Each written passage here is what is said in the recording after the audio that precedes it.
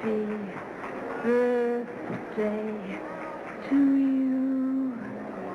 Happy birthday to you.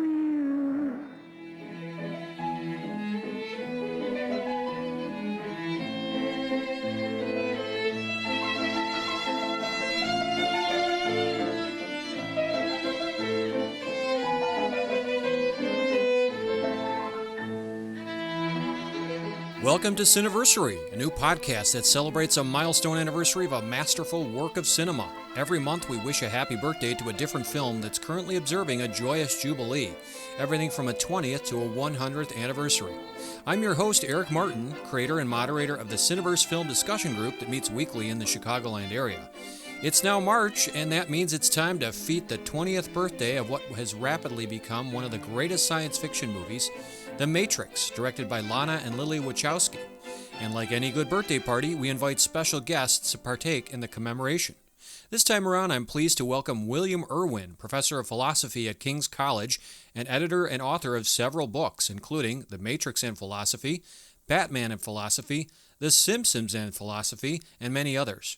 Together, we'll talk about why The Matrix is worth celebrating all these years later, its cultural impact and legacy, what we can learn from the picture today, how it stood the test of time, and more. Before I jump into the rabbit hole with William, however, here's a bit of context on this month's film. According to Wikipedia, The Matrix is a 1999 science fiction action film written and directed by the Wachowskis and starring Keanu Reeves, Lawrence Fishburne, Carrie-Anne Moss, Hugo Weaving, and Joe Pantoliano. It depicts a dystopian future in which humanity is unknowingly trapped inside a simulated reality called the Matrix, created by thought-capable machines to control humans while using their bodies as an energy source. Hacker and computer programmer Neo learns this truth and is drawn into a rebellion against the machines, which involves other people who have been freed from the Matrix. The Matrix was first released by Warner Brothers in the United States on March 31, 1999, and it grossed over $460 million worldwide on a budget of $63 million. It was well received by many critics and won 4 Academy Awards, as well as other accolades, including BAFTA Awards and Saturn Awards. The film has since appeared in lists of the greatest science fiction films, and in 2012 was added to the National Film Registry for preservation. The success of the movie led to the release of 2 feature film sequels, both written and directed by the Wachowskis, The Matrix Reloaded and The Matrix Revolutions. The Matrix currently holds an 88% rating on Rotten Tomatoes with an average critical rating of 7.6 out of 10. To set the scene, why don't we use the Wayback Machine and listen to the movie's original trailer?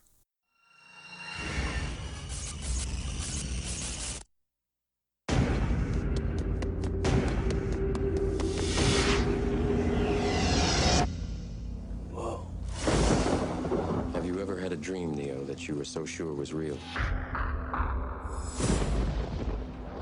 What if you were unable to wake from that dream? How would you know the difference between the dream world and the real world? What is happening to me? The answer is out there, Neo. It's the question that drives us. What is the Matrix?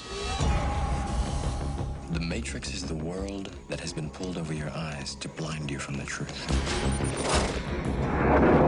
What truth? They're watching you, Neo. Human beings are a disease. You are a cancer of this planet. And we are the cure. Get me the hell out of here! Welcome to the real world.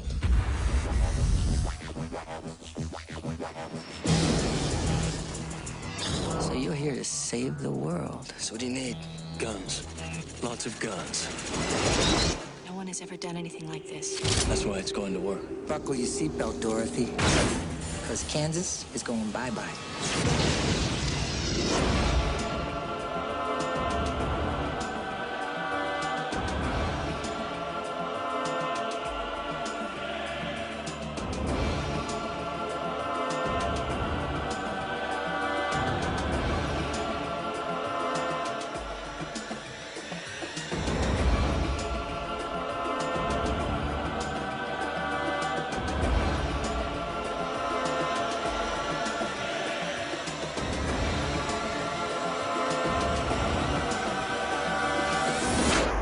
Unfortunately, no one can be told what the Matrix is. You have to see it for yourself. Okay, it's now time to introduce Professor William Irwin. Bill, thanks for agreeing to be a guest on Cineversary. Thanks for having me, Eric. Pleasure to be here. So we're talking about The Matrix today, and we could go on talking for hours, if not days, but we'll try to keep it relatively brief for the listener. This is a deeply philosophical movie, and it's, of course, appropriate that I have Bill as a guest because he's edited some books on The Matrix as well as some other works of pop culture that would be of interest to anyone listening to this podcast. So we'll talk a little bit more about some of your works and edited books a little bit later, Bill. But let's get into this a little bit. The Matrix, it's now 20 years old. It was released in late March 1999. So my first question is, why is this movie worth celebrating all these years later, in your opinion, Bill? Why does it still matter, and how has it stood the test of time? I think it's worth celebrating because it really remains a fun and engaging action movie, but more importantly, from my perspective at least, it raises perennial philosophical questions that remain vital. What is real? How can we know what's real? Should we prefer reality to deception? Is ignorance bliss? And in the terms of the movie itself, right? Would you take the red pill or the blue pill, and why?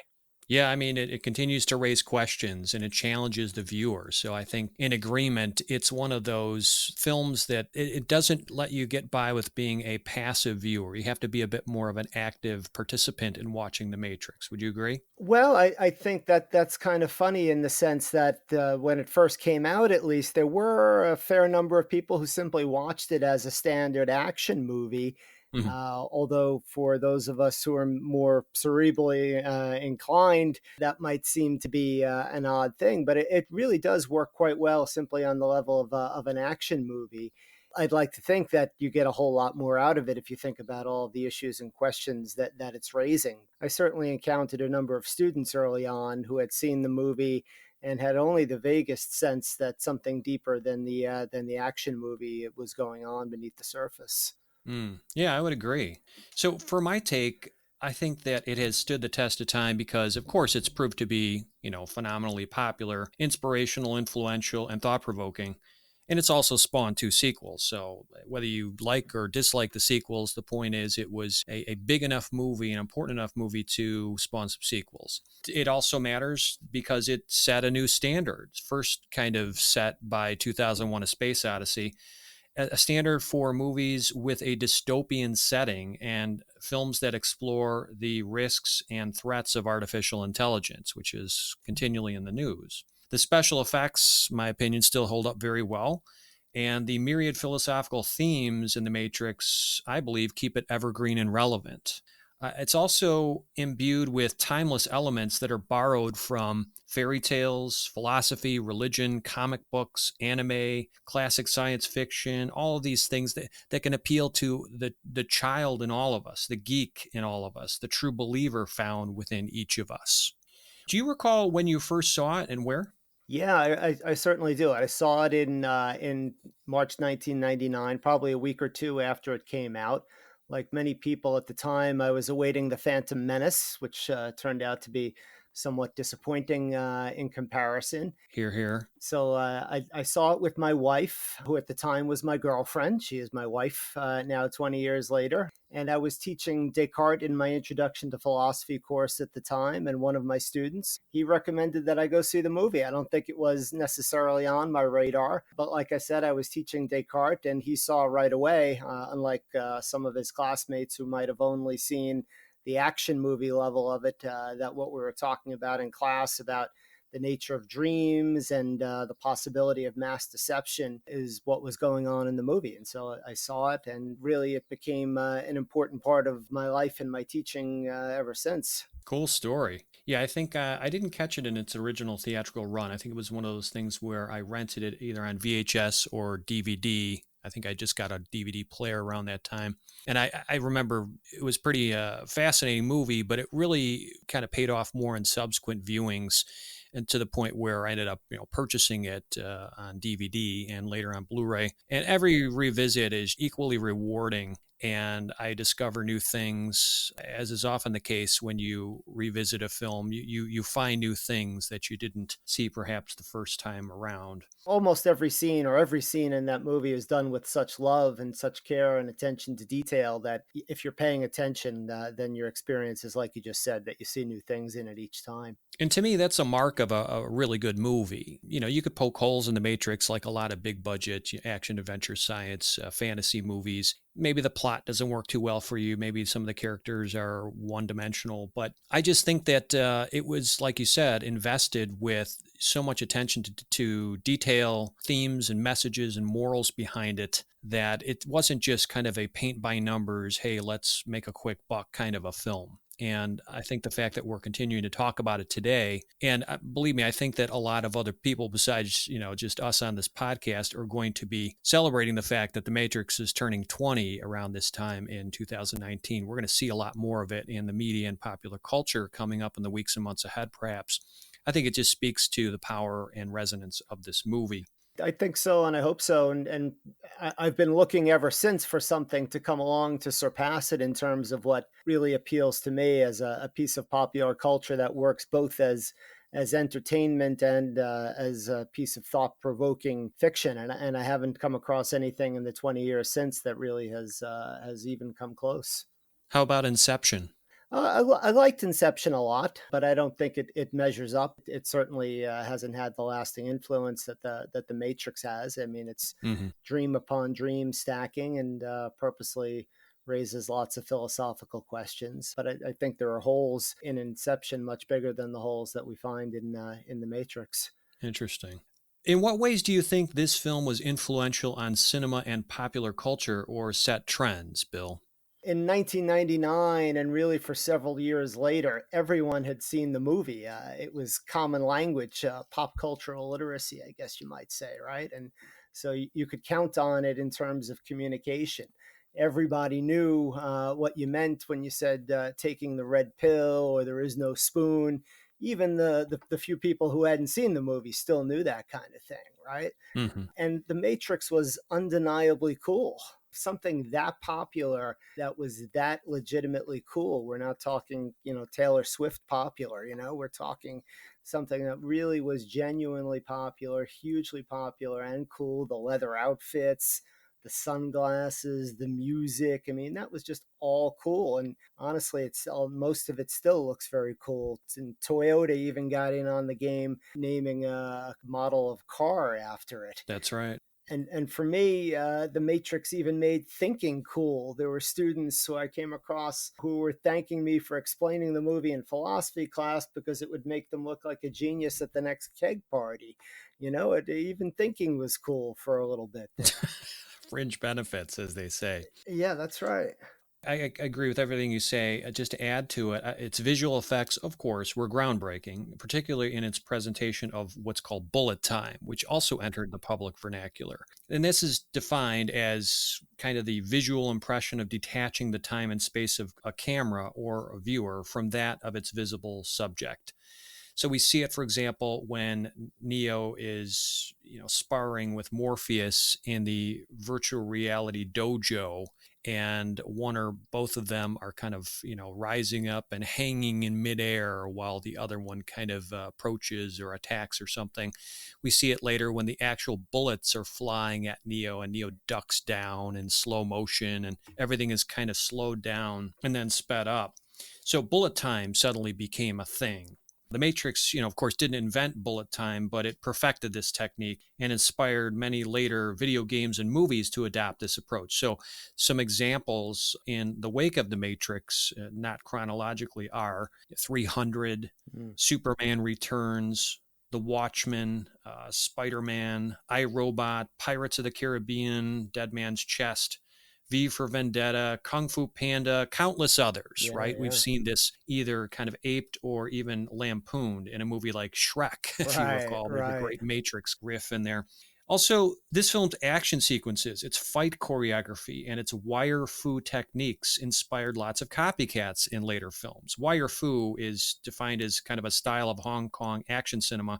It was popularized in pictures like those directed by John Woo and starring Jet Li that combined thrilling kung fu moves with like wire work involving stunts accented by pulleys and wires and things like that. So copycats of this wire fu kind of technique after The Matrix included Crouching Tiger, Hidden Dragon, Charlie's Angels, X-Men, Daredevil, and so on. And The Matrix also stimulated several subgenres, you could argue. Dystopian movies, cyberpunk films, alternate reality fantasy movies, pictures that examine the risks of AI. So, for example, think of Avatar, Minority Report, The Maze Runner, The Adjustment Bureau, Inception, Limitless, Snowpiercer, Ex Machina, Ready Player One, and even most recently Spider-Man Into the Spider-Verse. Not sure if you've seen any of those, Bill. Yeah, I've seen plenty of them, and Avatar is one that I could have mentioned as well when you brought up Inception before. I think those are both really fantastic examples of movies that do a good job of being great entertainment and really thought-provoking as well. And as I was saying, thinking became cool among students of a certain kind at that point. As you illustrate with all of those examples nicely, Hollywood picked up on the message as well, that you could make a sort of philosophical, thought-provoking dystopian movie and have a commercial success with it. Absolutely. Also, the complete Matrix trilogy and its success encourage Hollywood to make more fantasy, superhero, and action-adventure trilogies. Now, of course, the Matrix trilogy is not the first Hollywood trilogy. No way. Right. But what I'm saying is it perhaps encouraged other trilogies to come. The Lord of the Rings trilogy, the Spider-Man trilogy. But there's a lot of superhero trilogies that have fallen within the Marvel Cinematic Universe, for example, that follow that kind of rule of three, and so on. And The Matrix also spurred more interest in many, of course, philosophical and religious teachings, as it borrows liberally from many works. I'm sure that you would be a better person to talk about this, but help me out, Bill. How do you pronounce Jean Baudrillard? Jean Baudrillard. That's you. kind of an interesting story, if I could riff on that for a moment. It comes up in the movie itself, right in the beginning when I think his name is Choi is visiting Neo, and he's gives him some sort of a disc out of a hollowed out copy of Baudrillard's famous work Simulacra and Simulation. That's right. The Wachowskis wanted to have Baudrillard consult on the film. And actually, it turns out they got Baudrillard completely wrong. They had the likes of Keanu Reeves and everybody else on the set supposedly reading Baudrillard's Simulacra and Simulation. And Baudrillard, having read the script, thought it was completely off from his ideas, even though they thought it was illustrating them. And he thought the movie itself completely missed the point. And just briefly, the way that is that in Baudrillard's philosophy, reality has been replaced by symbol and illusion. And in The Matrix, reality has not been replaced by symbol or illusion. It's simply been covered over by it. And so what they ended up producing is a movie that is much closer to the philosophical worries of Plato and Descartes. And Baudrillard had fancied himself as having gone far beyond Plato and Descartes. And so it's kind of funny the way in which sometimes you end up getting a better product by not having met the goal that you wanted.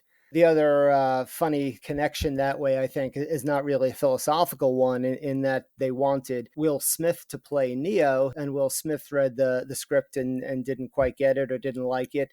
And they ended up casting Keanu Reeves, as we know. And I think Keanu Reeves was really the better choice.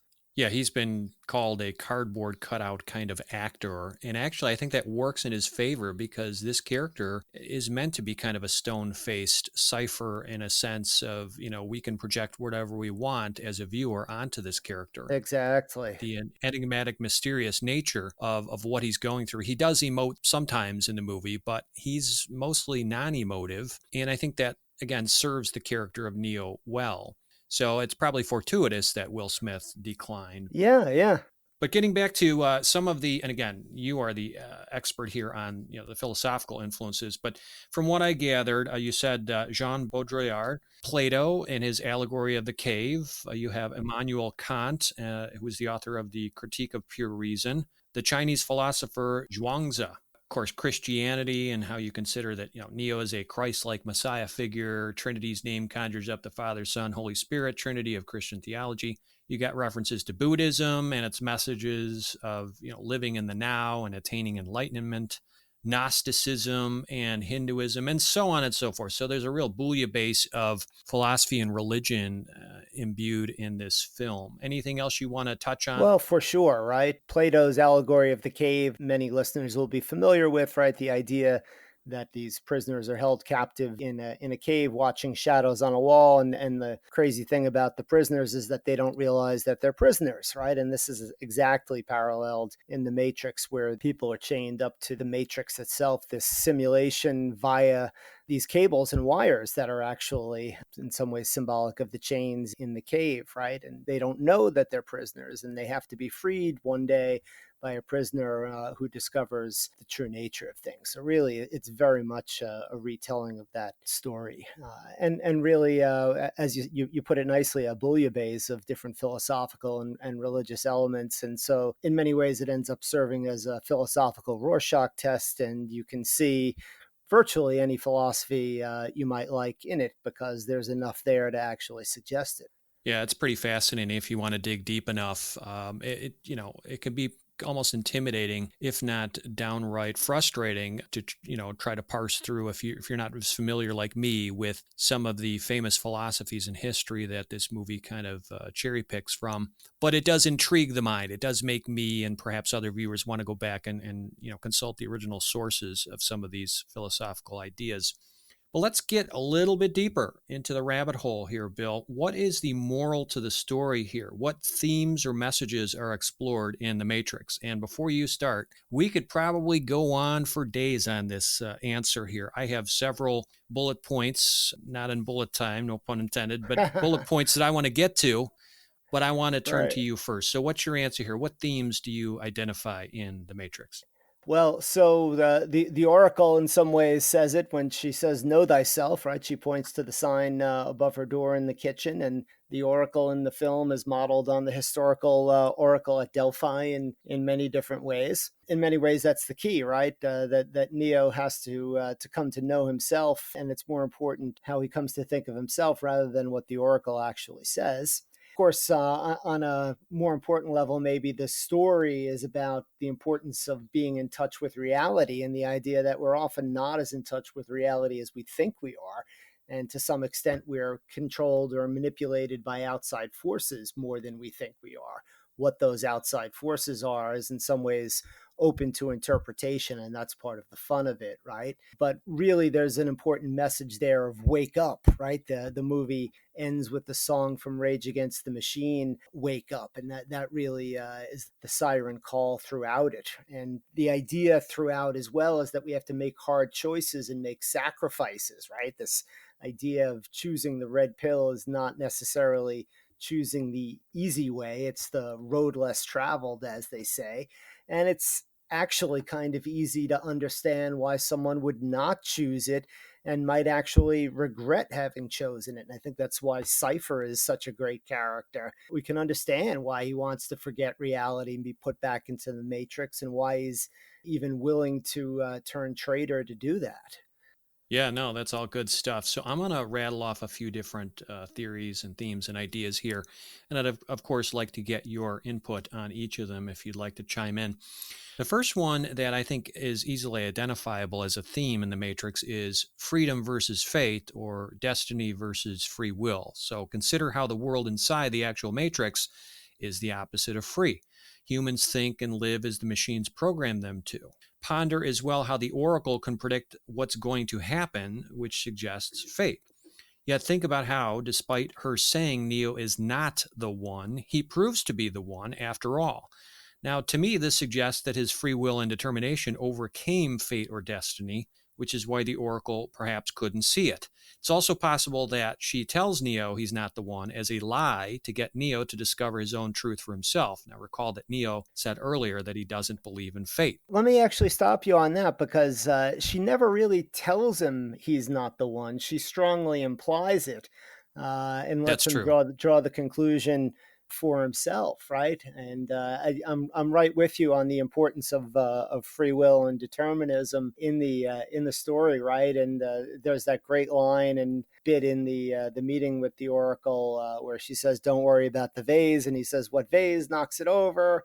And she tells him, "What's really going to bake your noodle later is would you have knocked it over if I didn't tell you that you were going to knock it over?" And so that really, in microcosm, is all of what you've been talking about, right? And this question of really, do we have agency and free will in making our choices?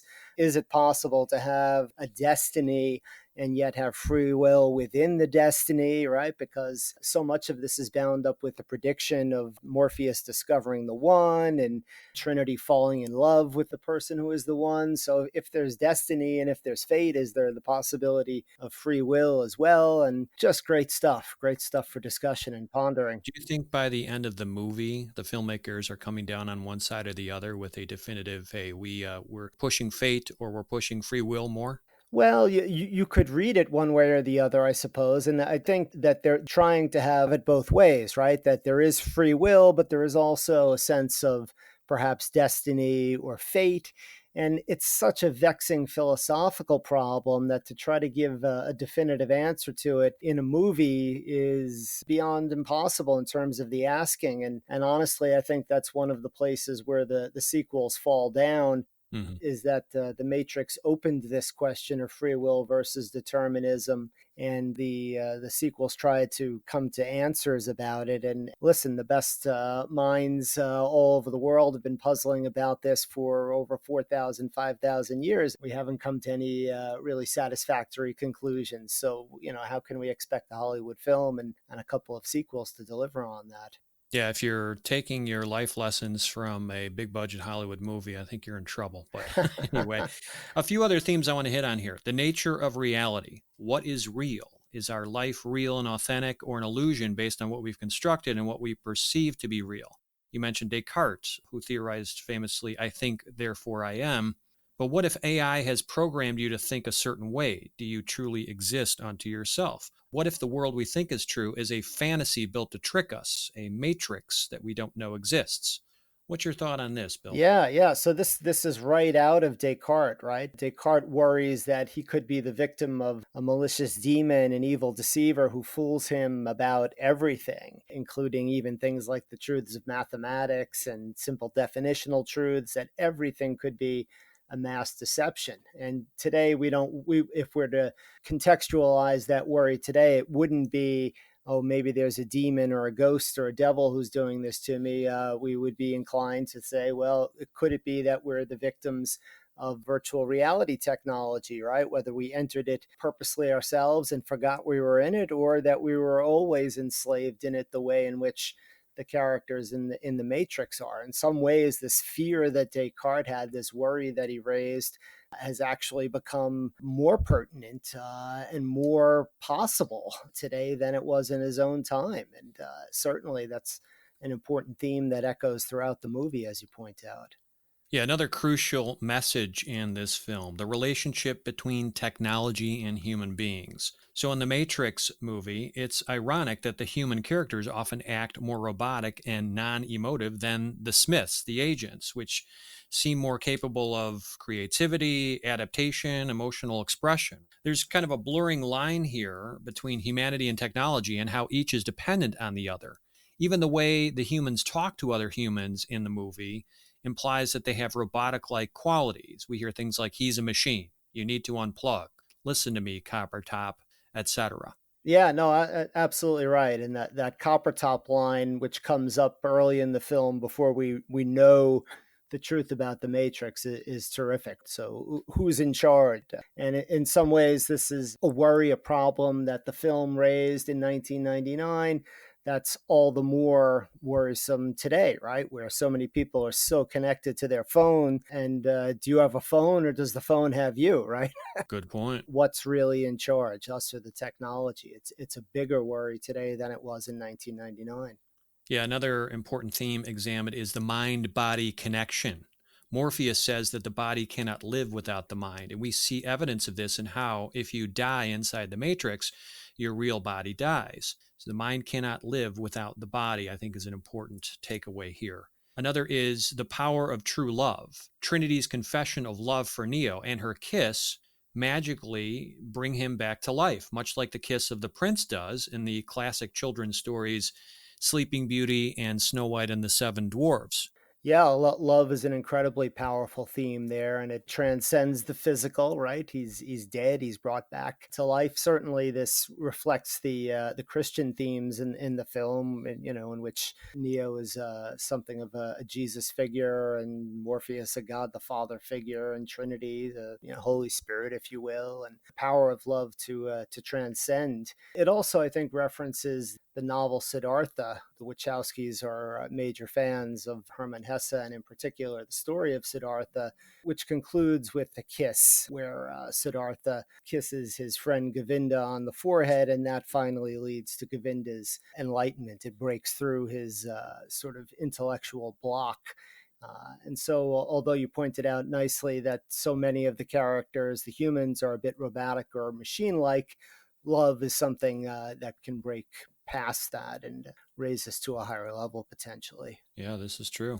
Bill, who do you think this movie appealed to initially when it was released in 1999, and who do you think it appeals to nowadays? And, bonus question, if that appeal has changed, what does it say about The Matrix's impact, influence, and legacy? Well, I mean, I haven't done demographic study on this, so I'm shooting from the hip. Yeah, what's your hunch? My hunch is that probably the film initially appealed more to younger viewers when it came out, and that its audience probably skewed male, right? It had all of the trappings of an action movie that typically appeals to younger men. And from the people who first told me about it and were first excited about it, they were typically younger and male, which is not to say exclusively so, although younger for sure. Just the ways in which the film seemed transgressive at the time, with, well, really the leather imagery and costuming and the loud aggressive music. I think a lot of that would have been a turnoff, at least initially, for older audiences who might have seen it as just too loud, too aggressive, too transgressive. I don't think that's necessarily the case today. As I sort of mentioned before, it was really the common language that I could count on in a college classroom for a good number of years after it came out. I could count on virtually everyone having seen it, or at least being familiar with the characters and the themes and some of the major lines.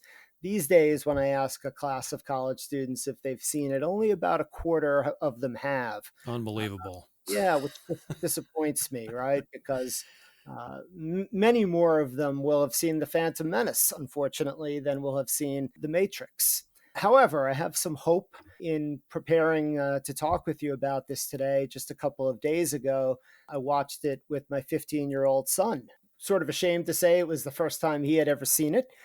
He had certainly seen The Phantom Menace many, many times and is a huge Star Wars fan.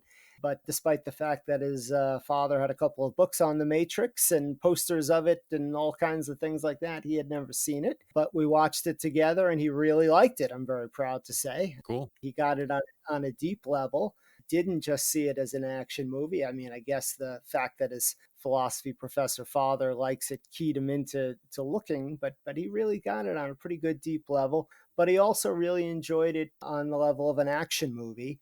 And he's a really big gamer. And it struck me in watching it with him how much the movie had video game qualities to it. They, of course, put out a video game, Enter the Matrix, afterwards, but it was apparently not a great video game, and maybe the technology wasn't up to the task, etc. Really, these days, you can find quite a lot of cerebral stuff going on in better video games, and you almost wonder that if video game technology was where it was in 1999, if things might not have been different, or really if what I'm looking for when I'm looking for the next Matrix might not be found in the movies the next time, but really might be found in a video game. Yeah, that's an interesting take there. In answer to this question, I actually did a little bit of research, as is my job as the moderator or the host of this podcast. I want to make sure I know what I'm talking about. I was actually really surprised to find, because again, I did not see it theatrically on its original release, that The Matrix got an R rating from the MPAA. So it would have probably had a more limited audience of adults during its original theatrical release. And those adults were likely predominantly, as you said, male science fiction, action, adventure, fantasy fans. But it's interesting because 20 years later, I look at The Matrix. I just watched it at my film group last week, and I see that it doesn't necessarily merit an R rating, in my opinion, based on, I guess, how desensitized we've become to violence and in your face action and an adult kind of content like that. That's really it, right? I mean, it was very controversial at the time for the violence, the gratuitous gun violence in particular. Mm-hmm. And watching it with my son, I asked him about that afterwards. I mean, he's 15 years old, and so for him, he's post 9/11 growing up, but really the biggest things that have happened in his lifetime have been mass shootings. Yeah, sadly. Yeah, he's very sensitive to that. And he found the violence very tame, Mm. certainly compared to some more recent movies, and certainly compared to a lot of the video games that he plays. So kind of strange, right? That had to be the big worry and the big reason for the R rating. So yeah, and that's not to say it wasn't justified at the time, but as you say, it wouldn't earn an R rating these days. Yeah, it's really interesting to dig into this. I think 20 years later, it's likely that The Matrix has a much wider appeal, and despite its R rating for violence and profanity, is probably considered by parents to be more acceptable to their, pre-adolescent and teenage kids. In other words, we've, as I said, become more desensitized to the kind of violence shown in this movie, which is probably more of like a PG-13 kind of film nowadays. And plus, the deeper philosophical and existential questions it raises and forces audiences to kind of ask themselves, maybe that could motivate parents and adults to allow more kids younger than age 17 to watch it. Additionally, I think because AI and its threats are increasingly being reported on and depicted in pop culture nowadays, I think it's safe to assume that The Matrix is more widely watched and appreciated today by a more diverse array of viewers. But my hunch could be wrong. And what you said earlier kind of puts me back a little bit. You said that you queried your, philosophy class or one of your classrooms, and I think you said a quarter of them had seen it, which is kind of disappointing, right? Yeah, it is. In any event, I'm not going to feel sorry for a big budget Hollywood movie that made zillions of dollars. But on the other hand, it makes me feel a little bit old that something, this action adventure is maybe not as appreciated today by some circles. It might have to do with the splintering of tastes and the availability of media. It Mm, might be very difficult to find any movie that more than half of my class has ever seen. I said probably more of them have seen Phantom Menace, but I'm not even 100% sure of that. We just have moved away from the times when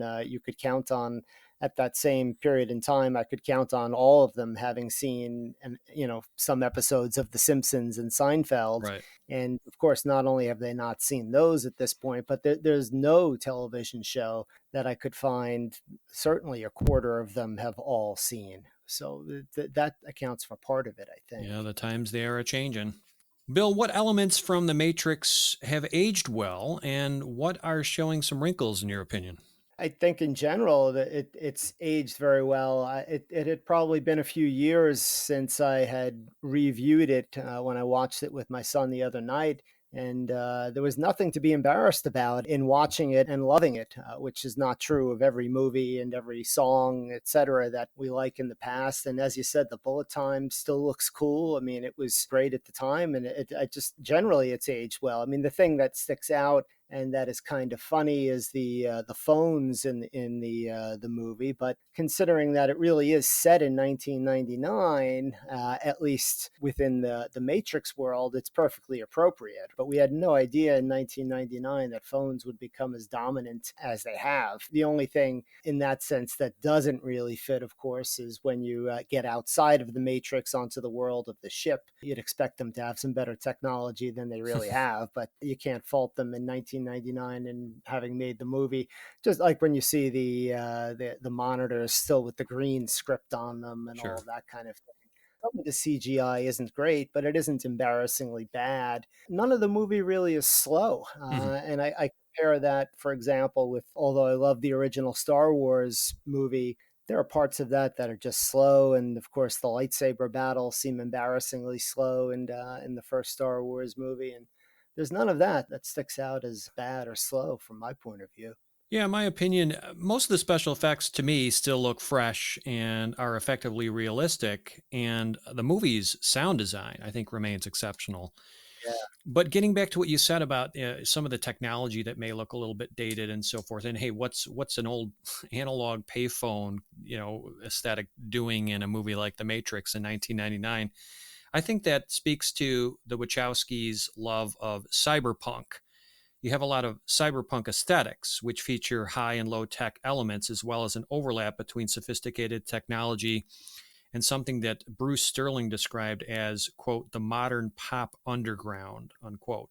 This still resonates, and it's being mirrored in other films. So some modern examples that fit within the cyberpunk subgenre, which may have drawn influence from The Matrix for that matter, include Ready Player One, Blade Runner 2049, Elysium, the remakes of RoboCop and Ghost in the Shell, and Tron Legacy. You're right. The rotary phone stuff is actually kind of cool for that cyberpunk reason. But I think if you look at the cell phones that they have in the movie, I'm sure they were the best possible available in 1999. Right. But even the brand, I think it's a Nokia cell phone, right? And Nokia was the dominant cell phone at the time with huge market share, right? Yeah, I mean it's gonna show some wrinkles. So things like the cubicle office where Neo works, you see those huge honking computer monitors, which are relics of an antiquated time. This is only 20 years ago, but technology that is dated really stands out like a sore thumb in movies like this. But what are you going to do? It just is what it is. I mean, then again, when you look at the clothes, though, I mean, they were cool as hell in 1999, and they still look really cool to me. I mean, nobody would have the nerve to really go around dressed like that, Yep. Outside of some club or something like that. It still looks pretty cool. Black is the new black, as they say. It's never going to go out of style. Yeah. But yet, in answer to this question, I think what is showing some wrinkles is the fact that, as you said, Bill, in a world with increasing gun violence, this movie's reliance on, high body count artillery, an ample supply of bullets, and you've got innocent bystanders getting shot to pieces, this can turn some people off, particularly in an age where we hear about horrific mass shootings on a regular basis. So that may rub some people the wrong way, and maybe the R rating is deserved. Bill, this is a birthday celebration after all, 20 years of The Matrix, and birthdays are all about presents, except it's the fans who continue to get the gifts, I would contend. So what is this film's greatest gift to viewers? I don't think anything other than what we've discussed already, right? Which is that I think it remains unsurpassed in its ability to deliver thought-provoking entertainment. There may be more thought-provoking films and there may be more entertaining films, but I have yet to find one that combines being thought-provoking and entertaining in that combination. So that's the gift as far as I'm concerned. Yeah, I think its greatest gift is that it's a rare combination of a thrilling science fiction, adventure, action movie that also makes you think and think hard and think deeply. It has rich text as well as rich subtext. It has plenty of eye candy and pyrotechnics. It also has themes and messages that linger long in your mind. And to me, that's the mark of a good and memorable film worth celebrating. Bill, do you think The Matrix will still be watched and considered relevant in another 20 years? What's your hunch here? I hope so. I think so. I think a lot will depend on what computer technology looks like in 20 years.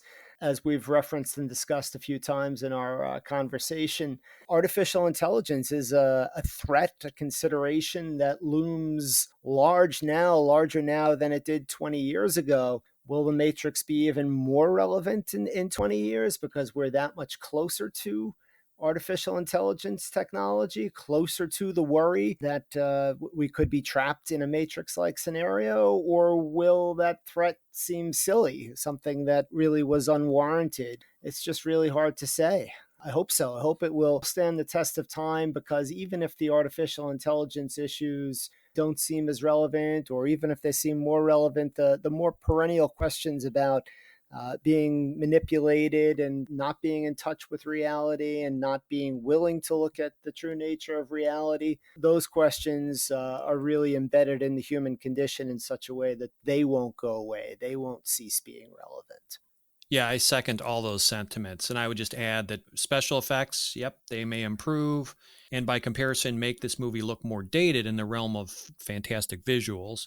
But as artificial intelligence progresses in the real world, the issues that this movie tackles about our dependence on AI and its associated risks, those issues will remain relevant, if not somewhat prescient. So I think that's in the movie's favor, of course.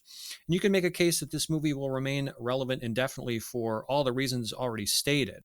It's a movie that serves as a cautionary tale that will never grow old in a world increasingly reliant on technology. I think that we continue to go back to classics like 2001: A Space Odyssey for the same reason, because those themes remain evergreen. Yeah, evergreen. Nice way to put it. So, Bill, what are you currently working on that listeners should check out? Well, I never pass up an opportunity for shameless self-promotion, Eric, so thanks for asking. So I have the book, The Matrix and Philosophy, which is what led us to conversation together, and another book, More Matrix and Philosophy, Revolutions and Reloaded, Decoded, that deals with the sequel. So people who are interested in The Matrix and listening to us on this podcast will maybe want to check those out. And I continue to edit a whole series of books on popular culture and philosophy, and there's a website connected with that, andphilosophy.com. It's just andphilosophy.com, and you can see a whole list of recent titles. Some of the recent titles that might be of some interest to listeners include Westworld and Philosophy, Doctor Strange and Philosophy, and we have forthcoming books on The Good Place and Philosophy, Black Mirror and Philosophy, and Black Panther and Philosophy. Yeah, I mean, I checked out your page on Amazon and I was just stunned. I mean, you've covered pretty much every major film and pop culture phenomenon. You've got Batman and philosophy, Star Wars and philosophy, Seinfeld and philosophy, The Simpsons and philosophy. The list goes on, and just all of these titles are so tantalizing. I want to check a lot of these out. It's a team effort, which I probably haven't made clear enough. Starting, even before The Matrix and Philosophy, the books are all collections of chapters contributed by various philosophy professors. So It's not as if I write the whole thing myself. You're the editor, correct? Yeah, I'm the editor, the ringleader, whatever you may want to call me. Really been a passionate mission of mine to take philosophy to the general public by connecting it with what they're already interested in some area of popular culture. Now, are there any other books that you are authoring by yourself or with others, or other maybe non-book projects you want to make mention of? Yeah, I appreciate you asking. I had mentioned Hermann Hesse's book, Siddhartha, back a little while ago, and I've actually written a sequel to Hermann Hesse's novel that I call Little Siddhartha. Hesse's novel, as I had mentioned, concludes with this kiss that leads to a vision, but it leaves an important loose end, which is that Siddhartha, which is a fictionalized retelling of the story of the Buddha. In Hesse's novel, he has a son, and the son leaves him, and the question has always remained with me: what happens to the son? Oh, so cool. Fan fiction gone large. Yeah, that in a way that's what it is. Kind of like fan fiction meets a tribute band. I've really done my best to capture Hesse's voice so that it reads, I hope, like a lost extension of the novel. And is this published already and available? It is. It's published and available on Amazon and all that kind of good stuff. Well, Bill, you are a busy guy. Keep up the great work, and it was a pleasure talking to you. Thanks so much again for taking the time to appear on Cineversary. Pleasure is mine, Eric. Thank you. My thanks again to William Irwin for taking a deeper dive into The Matrix with me. Now it's time for standing ovations. This is where I give a shout out to a movie, book, website, TV program, podcast, or other work that I think would be of interest to classic film lovers. My standing ovation for March is a film that preceded The Matrix by 1 year, yet is regarded by many to be as good, if not better than The Matrix, in the sci-fi dystopian subgenre. It's Dark City, directed by Alex Proyas. Here's the setup per Wikipedia. Rufus Sewell plays John Murdoch, an amnesiac man who finds himself suspected of murder. Murdoch attempts to discover his true identity and clear his name while on the run from the police and a mysterious group known only as the Strangers. If you like The Matrix, folks, you'll likely dig this flick, so give it a watch. You can pick up Dark City on DVD or Blu-ray. I also want to encourage you to visit a website, cineversegroup.com. That's the portal for my Cineverse film discussion group that I launched 14 years ago and which continues to meet weekly in the South suburban Chicago area. We're a democratic film society that watches and then discusses a predetermined movie that our members pick on a rotating basis. At cineversegroup.com, and that's spelled Cineverse, you can hear podcast recordings of our group discussions and read more about the films we study. I'm often asked about why I created Cineverse, and this podcast you're listening to for that matter, and the answer is it's to foster an appreciation for an intelligent dialogue about memorable movies. Watching a movie is fun, but, to me, interpreting it, talking about it, sharing opinions and theories about it, that's where the fun is. I find the real pleasure is in digging deeper to learn how and why a film was made, the impact it's had on culture, society, and other movies, why that picture has the power to evoke a strong emotional reaction in each of us, and what it can teach us today. If you want to email me a comment or a suggestion for a movie we should feature on this podcast, you can reach me, Eric Martin, at cineversegroup@gmail.com. Also, do me a favor, would you? Tell your friends and family about this show. And if you like this podcast, leave us good reviews on whatever platform you hear it from, especially iTunes. We really appreciate that. Finally, don't miss next month's episode of Cineversary. That's when we'll turn our attention to the 25th birthday of one of the greatest films of the 1990s, and arguably Quentin Tarantino's best. It's Pulp Fiction, originally released in 1994.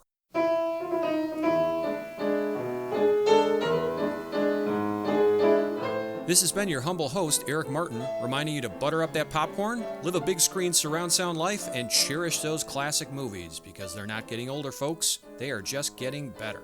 Thanks again for giving us a listen.